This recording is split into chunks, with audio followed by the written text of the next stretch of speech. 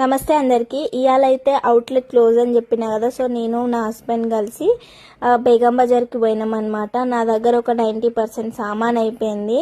So ఉన్న 10% తోని 1 month adjust చేయలేం కాబట్టి పోయి తెచ్చుకుందామని థింగ్తోని పోయినాం అనమాట.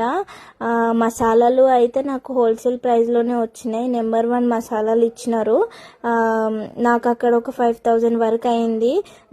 అవి తీసుకున్న వెంటనే మళ్ళీ ప్లాస్టిక్ దగ్గరికి వెళ్ళినాం అనమాట. పార్సల్ ఫుడ్ ప్యాకింగ్ బాక్సెస్ కోసం పోయి ఉండే, అక్కడ కూడా అవి తీసుకొచ్చుకున్నా. అక్కడ నాకు ఒక 4000 అయింది.